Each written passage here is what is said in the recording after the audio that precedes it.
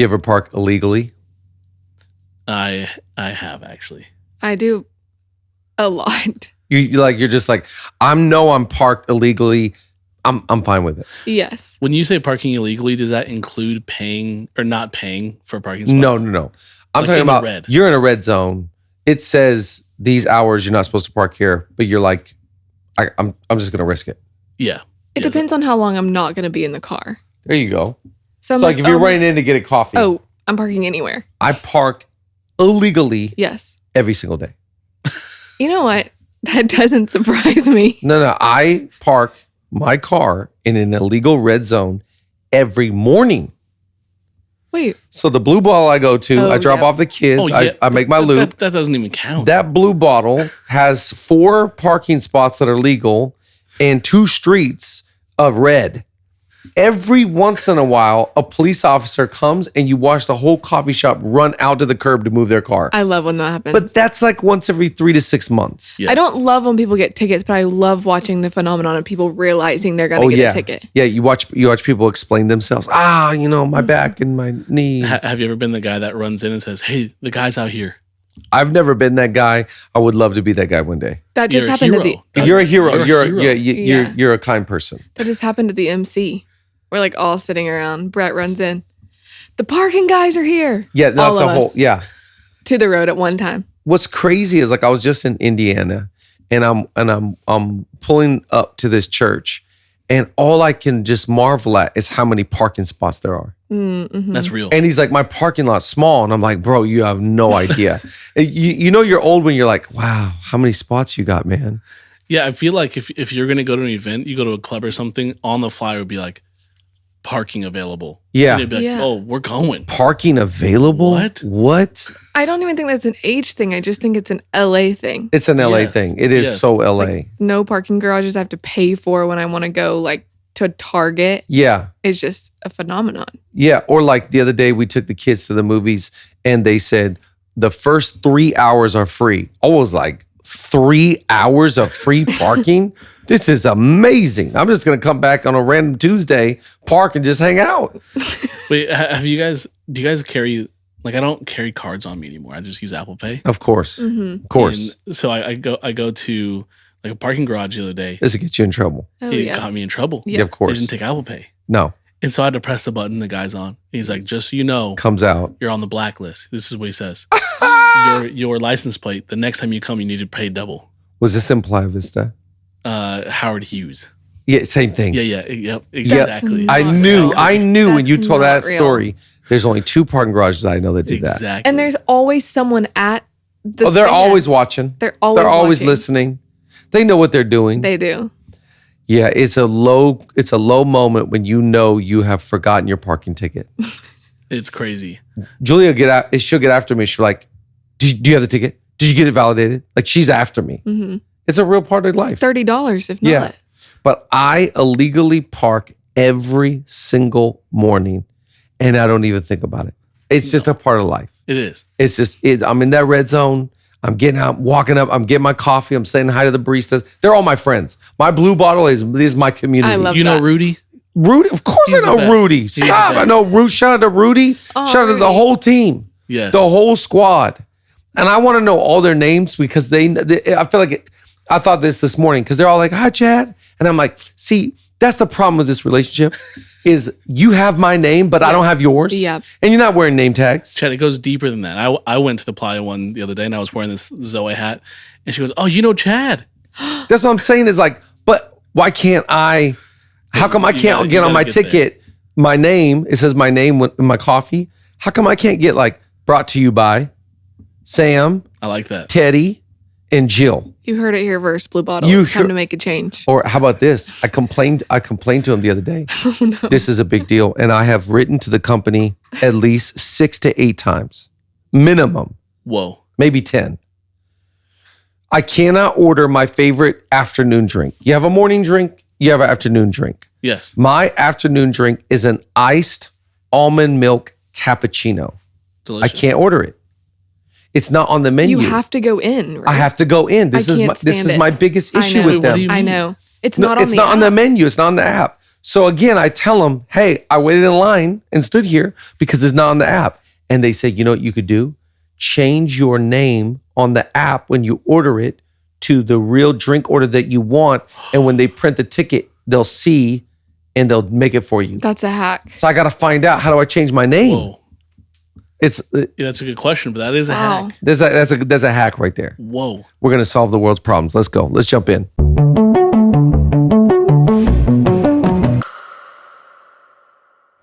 Hey, we're going to take a quick break from our episode to shout out some of our sponsors. First and foremost, great leaders, they understand that leadership isn't about titles and positions. It's about leading people and influence and being efficient. And so we've partnered with BELAY to help us do just that. Be efficient and lead with influence, not just with a title or a position. No, I love BELAY, and I want to make sure that I get all the details right for you because they are the best. So I'm just going to read it and shoot it to you straight. So our friends at BELAY can help you with your time management. They help you find the right hire right now so that you can focus on what matters most. Whether it's administrative, accounting, or social media task bogging you down, BELAY's exceptional US-based talent can take that off of your plate. So if you're ready to put the distractions aside and focus on growing your leadership, it's as easy as scheduling a call with BELAY today. Just text LEANER to 55123 to get started. That's LEANER, LEANER, to the number 55123. You'll fill out this really simple form, schedule a call, and you can be matched with your virtual assistant or whatever you need in just a matter of days. So stop wasting time and get the help you need to grow with BELAY. Okay, Maddie, I'm not going to lie. I've already had 2 cups of coffee today. Me too. I had one at home, and then we had one earlier. We brought people coffee. We did. And by we, you mean you. I did. Yes. I don't know if I could. Have you ever gone like without coffee? I can't do it. I have like withdrawal symptoms. Same headaches, shakes. Yep. And so if you want headaches, and I'm just kidding. But look, a lot of us, personally, I don't trust people who don't drink coffee. Same. Yeah. So we've partnered with an incredible shop, an incredible roaster. They've been roasting for over 20 years, specialty coffee, 5 Lakes Coffee, based out of Michigan. How cool is this? They have a blend. It's called the Chris's Blend. I love Chris's Blend. Whenever you purchase a bag of Chris's Blend, they don't just benefit themselves, but they actually send money to a children's ministry. And so you're not just buying coffee to benefit you, you're actually buying coffee that makes a difference. So true. And here's the other part. Okay, for me, coffee is a whole convenience factor. For a number of reasons. Number one, if without coffee, I die. Literally die. And number two, I feel like it has to just be a part of my regular everyday existence. Yes. And so 5 Lakes does something really cool. They have a subscription offer where you can go onto their website. You can set up a subscription. You never have to wonder if you're going to have enough coffee. They're going to send it to you. You can set up however often you want to have a bag sent to your home, but it's going to be sent right to your home. They have all sorts of different roasts. If you like light roasts, all the way to dark roasts, they have the right coffee for you. Head over to 5lakes.com, and whenever you make your first purchase or your subscription, at checkout, type in the code LEADERSHIP for 25% off your first purchase. You know, one of my favorite things about coffee shops today? What? You can use Apple Pay. Apple Pay. I don't even carry a wallet. I don't carry a wallet. No, same. If they don't take Apple Pay, or if I can't tap to pay. If I can't tap I'm not to going pay, there. yeah, I'm not. I won't be able to purchase anything. And our friends over at Overflow have made giving that easy. They literally have tap to give or tap to donate technology. So nice. And maybe you've been tuning in, maybe you're new to Leadership Lean In. Overflow has been one of our longtime sponsors. We love them because we believe in what they're doing so much. Overflow has completely innovated the fundraising, donation, and giving game, whether you're a church or you're an organization that has fundraisers or donations. Overflow will empower you to be able to receive money and empower your givers more than anyone else on the market. We're talking stocks, crypto, wills, trust, all sorts of different creative ways to give. Yeah. And it's as easy as tapping to Da-ding. give. And so head on over to overflow.co/LLI to set up a demo, to meet with our team. Look, even if it's just you getting introduced to their incredible team, that's worth the value of heading over and setting up a demo. Again, overflow.co/LLI, and tell them that Leadership Lean In sent you, and maybe they'll give you some extra stickers or something as well. Extra stickers. All right, let's head back to the podcast. Welcome, everybody, to another episode of Leadership Lean In. We are leaning in. I feel like I'm leaning back today. Or just chillaxing. Or lean- hanging out. I'm leaning back into the subject of leadership just to take a nap this episode. I'm kidding. We're leaning in to I feel like Joe Budden this week. Like Joe Budden's always on a couch. We'll take the numbers that Joe Budden's bringing. Anyways, HP. I love his. Did you see? Anyways. I'm rambling now. I am a Joe Budden. I love Joe Budden. I'll take Joe Budden's voice too. He's got that. Let's hear it. I can't do it. It's another register. You're usually so good at like cosplaying people. Yeah, this one is like. I don't know what it's called. I don't know what cosplaying is either, but. Maybe bad. I'm not sure. If it's bad, I'm so sorry. Shout out to Joe Budden and his vocals. We are a podcast company.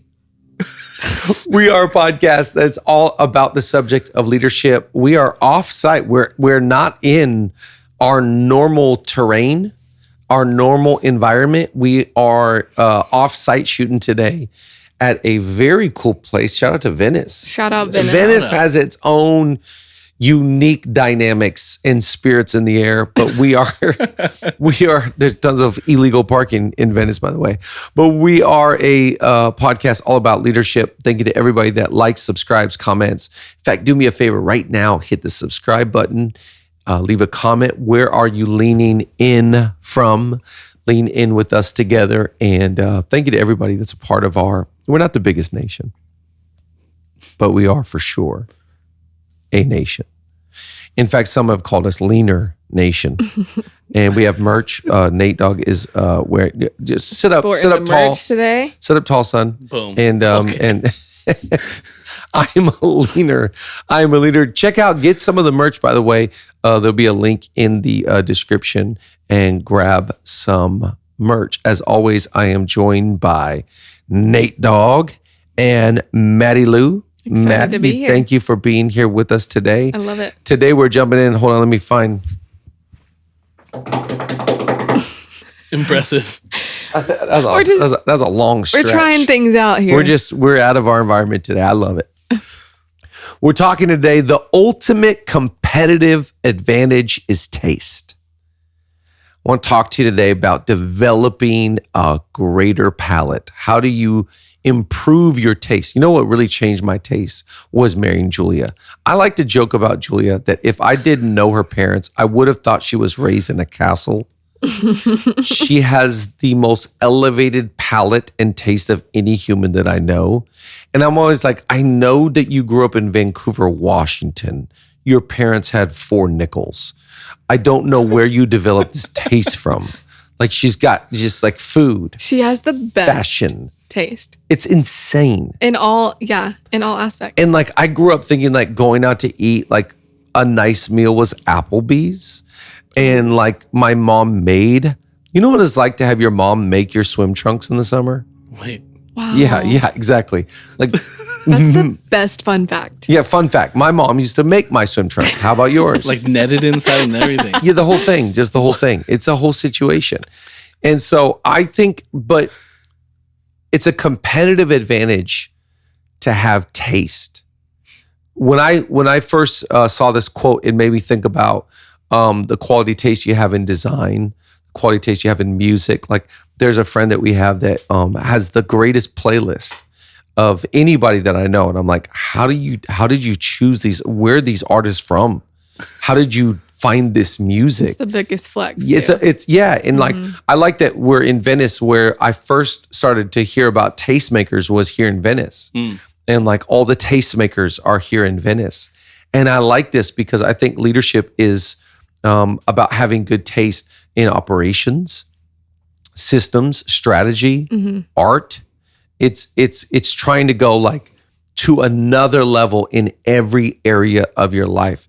So I want to break this down because I think there's a competitive advantage that you can have in your leadership, and that is by having a high quality palate for taste. So just a few things. Staff your weakness and improve your weakness.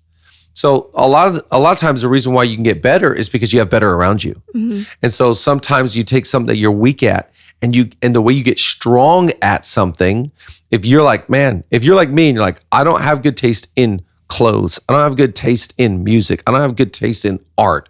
All right, get around people that have good taste in clothes, good taste in music, good taste in art. Sometimes in leadership, you got to identify your strengths and where you are weak. Bring people along the journey that are really good at where I'm always looking for people in my life that can make me rich where I'm poor. I'm poor in this area, but you're so rich in this area. And together, we make a good team. That to me is leadership. At the same time, simultaneously, Craig Rochelle says, your weaknesses are no laughing matter. So I don't appreciate people are just like, it's just the way I am.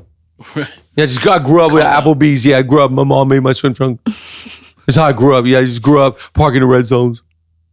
I don't appreciate that. I think you should improve your weaknesses. And one of the ways that you can develop. So now I do have, if I can be honest, I do have the ability to somewhat put together an outfit. It's only because I've been trained with somebody that I taste. Yeah. So now I can go to a restaurant and order for myself. Not that I'm ever allowed to do that, but if I were to ever be in a situation that I was allowed to order for myself, I'm kidding. But does that make sense? You've got to staff your weakness while simultaneously improving your weakness. Yeah, and how do you do that? You because you staff your weakness, now you have a resource in front of you that you can constantly go to, right? Yeah. I think that's like two birds with one stone. Find the person that. But here's a question for you: how do you know you have bad taste? Wow. How obviously there's some glaring weaknesses, like you might be asked to do something you don't have the ability to do it. Yeah. But as far as taste goes, like I think a lot of people think they have great taste. They don't realize their weaknesses is what I'm trying to say. Yeah, and I think this saying, the king has no clothes. Have you heard this saying? Yeah. The king has no clothes. Most leaders, they don't want to hear the truth. They don't.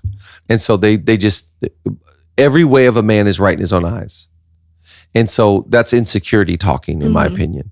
Insecurity is like, I know what's right. I know what's good. So security asks questions.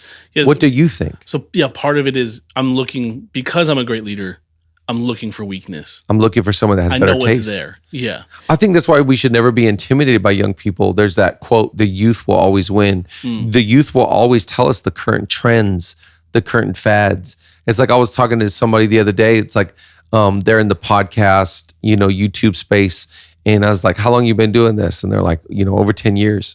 Wow. I was like, how many times have you had to reinvent yourself? Wow. She's like 1,000 times. Yeah, wow. You've got to always stay cutting edge. So just because I know that my palate, my taste is getting older, I have to lean into younger leaders, people that have the pulse on culture, to ask them, what's happening? That's good. What's cool? What's good? What are people listening to? It's like I have this friend in Sweden, and him and this other guy, Max Martin has written everything, in the last, let's say 15, 20 years. And my friend was really good in the late 90s, early 2000s run. Let's say the Backstreet Boy era, Britney Spears era, that genre of music, that sound. When everything kept developing in music, he couldn't keep up. So he stopped writing. He had number ones. Jeez. And now he can't write for today. So I think that's a scary lesson in leadership. Yeah. How do you, I'm not trying to stay relevant always, because I think relevancy is like, just think about social media, the algorithm. I'm not going to subject my life to that. That's good. So it's like, I'm not trying to be relevant, but I am trying to learn about taste. Where's sound going? Where's art going? Where's culture going? I want to be able to translate. Now understand, I'm in the business of telling timeless truths. Yeah, I think that's the difference. I think that's so good. Relevant versus influential. Yeah. Like, I think that sometimes I get tricked into going like, I have to be relevant in order to be influential. But like the most influential brands that we know, the biggest, there's just a timeless, they've been influential forever. That's right. That's right. And so there's part of it that's timeless, and there's part of it that was able to maneuver into being in front of people's eyes today. This kind of, I feel like, goes along with what you always say this. You never want to be the smartest in the room. No, you can't. You never want to be the most creative or the best in the room. Yeah. You need someone to pull you up. You need someone who knows how to be influential, timeless, on and on. But as you're talking, I'm like, usually the people that are most creative they don't care about relevancy. They want to be different. Yeah, That's right. They care want to about stand expression. out. Yeah. And I think, I like this subject a lot in leadership because I'm drawn towards art. I love art. I love music. I love design. I love lighting. I love environment. Growing up in church, the art is what made church cool to me. Man, look at that video was so fire, or look at that photo stream. I just think art makes it all come to life. Right. And so I'm always trying to develop a taste for it, a better understanding of it. I was talking to somebody yesterday. It's about to get their degree in design, and she was saying, how far you could go down the trail of learning about design. She's like, I'm not going to go down that far. Like, there's just so many layers and complexities to it. Yeah. But the fact that somebody can break it down and someone can articulate and tell me what's going on, I appreciate that. I want to be around people that help elevate me. Here's the second one. God gave you eyes, plagiarize. Ooh. What's the book? You gave it out last year, I think, Steal Like an Artist. Exactly. And I just love this idea. The way that I elevate my level of taste is I just watch like a hawk. What are they doing? Get around the tastemakers or follow the tastemakers, and that will allow you to go like, oh wow, look how they put it together. That's why I'm always watching Saved, who saves stuff. Yes. Because people save things that they're inspired by. It's really good. And so God gave you eyes, plagiarize. You don't have to come up with everything, but you got to steal like an artist. This is so good. In fact, I think this even goes to, I'm thinking about preachers. Pastor Jenza was recently with us for conference. And one thing he's always told me is to preach the old preacher stuff. He's the master of taking an old outline and preaching it. And I've never heard, he was the one that gave me a pass. In fact, he got off stage and he said to me, Matty Lou's from the church. I love him. I love him. He's the greatest. He said, have you ever heard my message, Build It and Prosper? He just got done preaching. You ever hear my message? I said, oh, sir, I'm so sorry. I've never heard that message. He goes, I need to come and preach it for you. Whoa! And I said, absolutely. Please, whenever. We would be so honored. Name the time. Anytime. He go, oh, no. I'll send you the notes. You preach it. I go, no, we'd love to have you. I'm not preaching. You just get on the stage and start screaming, Jubal! Yeah, I'm not. Plop. Yeah, I don't think I'm going to be doing your notes. But I like this idea. God gave you eyes, plagiarize. Yeah. The way you can elevate. So the ultimate competitive advantage is taste. Well, then get around the tastemakers and steal like an artist. I saw this Instagram, a youth pastor or something like that. He's like, there's a huge problem in church, huge problem in the kingdom of God. Oh gosh. Churches are stealing other churches' designs. And he goes, even worse, they're stealing each other's sermon illustrations. And usually I look at this stuff and I'm like, okay. And I keep going. I jumped in the comments. Oh gosh. I said, hey, what worship songs did you sing this weekend? Wow, that was good. That was I good. said, hey, what systems do you guys use at your church? Yeah, there you go. So what's the difference? Sometimes I feel like we can sacrifice effectiveness and anointing for originality and creative. Wow. And it's like, if it works and it's creative and it's inspired, let's run that thing until it doesn't work anymore. Yeah, and I always think like, hey, it's totally fine. There's a joke within that says, the first time I use it, I'm going to give you credit. Yeah, the second time I use it, it's mine. So even Sunday, I was getting ready to preach, and I went back a couple of years ago. Colin Henderson was with us for staff, and I was going through his notes. So I texted him. I said, here's my outline for Sunday. It's a lot of your content. What do you think? Punch holes in it. What do you think? He goes, I love it. Use it. Amazing. So I said, I just want to make sure I'm regurgitating this correctly. He watched both services Sunday. I forgot to in the first service. In the second service, I acknowledged it. I always think it's good. It makes you look good to cite your source. In fact, Rich was saying to me the other day, he's like, I want to do a game with you where I just throw out a topic and you give me your quote, and he goes, do you notice you always reference your quote? Like Always. you always cite your source? And I go, well, I think it makes you look better. Yeah. It makes you look more credible. I heard John Wooden say, John Maxwell always says, Nick Saban once said, Jensen Franklin, you just cite your source. Because I always see myself as not the originator, not the clever guy. That I'm a plagiarizer. To a degree, you understand what I'm saying in context. Yeah, of course. And it makes you look credible when 100%. you have gone out and go, I got this from them, and I really like what they said, and I really like how they do it, and I really like what I saw them post, and I am a sum total of my influences. I think that's what it goes back to as a leader, of just recognizing I am only a reflection of my influences. That's right. And so I better choose my influences wisely. That's one of the main points of that book, Steal Like an Artist, is the greatest artists in the world are the greatest collectors in the world. That's it. They just collect inspiration from everywhere. That's right. And so they have this well to create from. I think taking it even one step further, you've just provided someone with another resource they didn't even ask for. Yeah. There you go. It's like, that stuck with me. I'm going to go find out if there's a book about this. And we went Sunday afternoon, went to Winston's game. Nate Dogg came So fun. and we're watching this game, and another guy, Brendan, was there, and he was saying, I wrote down that author right away. I'm looking him up. Exactly. And it's like, yeah, you never know where that will take that individual. Maybe you didn't know about that author. You didn't know about that article. You didn't know about that song.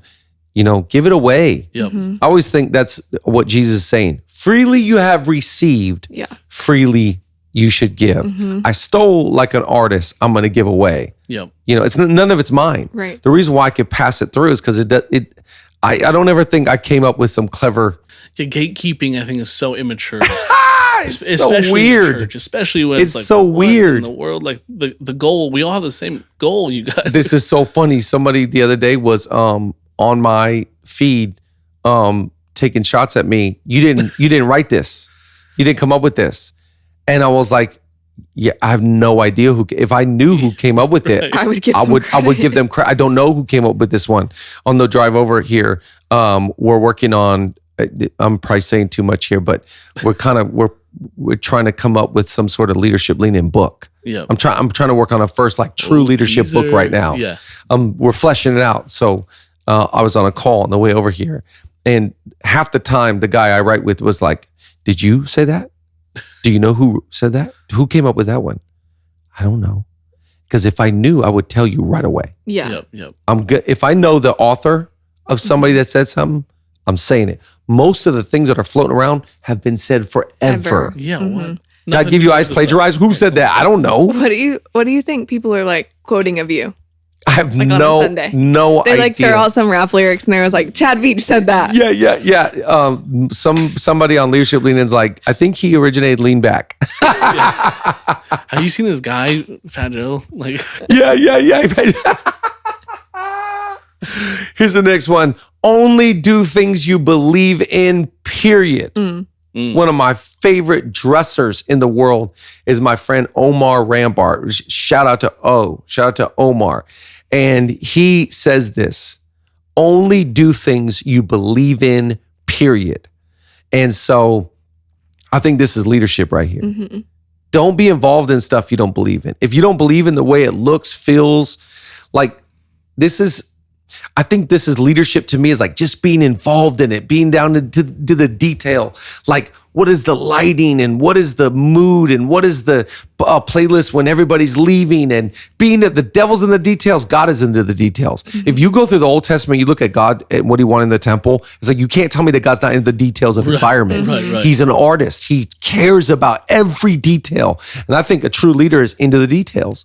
And so when you care about the things that you do, it doesn't matter the result as much as I got to believe in it. I got to believe in the product. Leadership Lean-In. I think there's been a couple times that we've recorded episodes and I'm like, don't put it out. Yeah. Don't put it out. It's not good enough.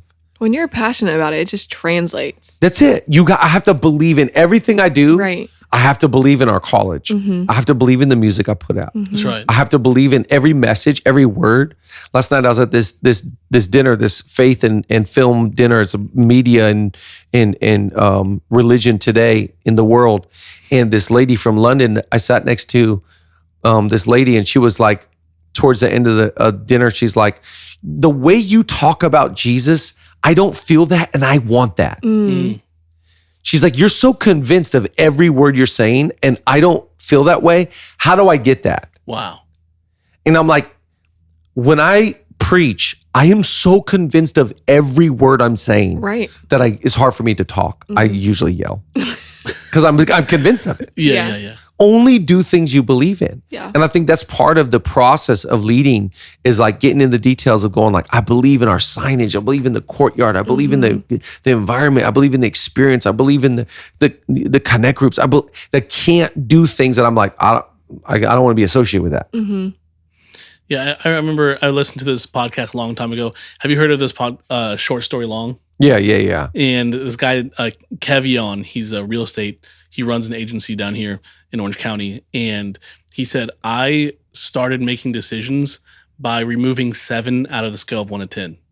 Wow. And so he said, 6, I can endorse. Yep. 8, I can move forward. There you go. 7's made me make all the wrong decisions. That's huge. That's it. Huge. And so I was like, that's such a great, matrix to go, I can believe in an 8. I can endorse it. Yeah. But a 6. I can invite anybody to an 8. Yeah, 100%. And so, if you have things in your leadership right now that you don't believe in, get them to an 8. Yeah. Figure it out. And that's the thing about taste. When you have good taste, you think about a sommelier. Sorry. Sommelier. I can't tell if you're talking about someone from I thought Somalia or No, I thought he was Like talking a about a Girl Samoan? Scout cookie. It's a a Samoa. I was like, what? But now I get it. a sommelier. Sommelier. Sommelier. Why do they hold the table's attention when they're talking? Is they have the ultimate competitive advantage. Mm-hmm. It's taste. Good taste. You get around someone that is a stylist, and they start talking about an outfit and the passion and description that they use. Suddenly you care about textures. Yeah, texture, Yeah. legit You're like, wow. textures, Thread counts. Yeah. textures. Yep. Weights. Yep. Mm-hmm. You're a photographer. I can spot one of your photos a mile away. You have good taste. You know the way it should look, the lighting. Taste to me is the ultimate thing. And I feel bad for people that don't have good taste. Yeah. I was waiting on you to tell me you could recognize my spreadsheets. Yeah, Kidding. worship dinner. Right? Your spreadsheets have a giant section that says, please copy, don't edit. Kidding. No, yeah. Who would have thought you'd be? What is it? Canva? Canva. Yeah. Who would have thought you'd be so good? I think this. I got so excited to talk about this because if there's anything that you could be known for, it's like, oh, they have a really good taste. Mm-hmm. Mhm. How about this? Good taste in people. Mm-hmm. I think great leaders have an eye for talent. Mm-hmm. Yeah. Like they spot it. They can see it. Like I have an eye. I can tell. Invest. And Jesus had this. He sees Zacchaeus. He's like, yeah, come on. He saw what nobody else could see. Mm-hmm. Have good taste in people. Is there tangibles to that? Or is it vibe? Is it energy? Is it, I just have a gut feeling? Like, is there something that stands out to you about a person that you could, maybe not everybody, but. I think it's getting a good sense about people. It's getting a good read. It's about, the phrasing there is like, I see gold when everybody else sees garbage. I see people see Treasure, trash. Yeah, exactly. People see where they are. I can see where they could be or where they're going. I don't know what it is. I think it's just the ability of you being around people going like, yeah, I'm in. You meet a Gigi, you go, all right. Yeah. Yeah. All right. So true. So those are the obvious ones. But what about seeing somebody else where it's like, it's not so obvious, but you're like, oh, this one right here is lethal. Mm-hmm. This one could be a killer. this don't sleep. Everybody else is sleeping. I believe it's putting a demand on your taste. Yeah. What did Rick Rubin was like? I don't really know music. Yeah. But I know what sounds good. There you go. He literally set his whole career apart by that. Yeah. By his taste. Yeah. I was talking to John last night. John produces a lot of Zoe music or all of it. But he was saying like, it's so interesting as a producer, and he's a musician. So he like, sometimes he listens to songs that have been produced by kids who aren't musicians. And he's like, it's a flat note that I would never put in there because it's a flat note. But it just sounds good. It worked. Right. Like it works. he's not a musician, so it just sounds good. And he's like, yeah, this is great. And he's like, and I hear this flat note and I'm like, that's so cool. Yeah. It's just like the same thing of like, I'm not a musician, but I can hear good music. Yeah. Even like sometimes when I see somebody on a mic or see somebody talk, it's like, wow. That is a raw gift, but it's still a gift. Mm-hmm. Yeah. You know? So I just think this is to me a really exciting one. Talking about taste. We shouldn't be intimidated by tastemakers. Mm-hmm. Right. When I first heard that, this is where all the tastemakers are. Abbott Kinney. What's the guy's name that made the hats? Nick Follett. Follett? Follett? No, the like the big. Yeah. And then your guy made me one. Yeah. Was it Follett? Anyway, I thought maybe. you know who we're talking about. Yeah. Nick something. Yep. Right here on Abbott. And you're like, you watch him dress. you're like, Tastemaker. Yep. Tastemaker. Chef. Yes, chef. We think, we think these are the ultimates in their field. But in leadership, you could be the same, even in basketball. Mm. You have to be a tastemaker in basketball, Mm-hmm. seeing talent. Of course. You have to be, in every industry, put a greater demand on the ultimate competitive advantage, having good taste. Yeah, I was talking to a coffee shop owner and I asked him, I said, this is an incredible coffee. How come you don't have more shops? He said, we don't have enough baristas with good taste. So the number one reason why we can't grow, the thing that's keeping us from growth is bad taste. It's not the bean. And it's not the bean, it's Wow. not the machines, it's not the place. Wow. It's like we have funding, but we can't train this barista to have the right taste when they're making your drink. And so that place will fail because they have bad taste. Yeah. Wow. It's crazy. Well, leaners, we love you. And I'm going to end with this quote: obey your thirst. Come on, that's Sprite. That's so stupid. That's Sprite. Sprite, that's Sprites. I'm still like an artist now. We love you. Thank you to everybody for listening to this podcast. As always, like, subscribe, comment, and we'll see you next episode.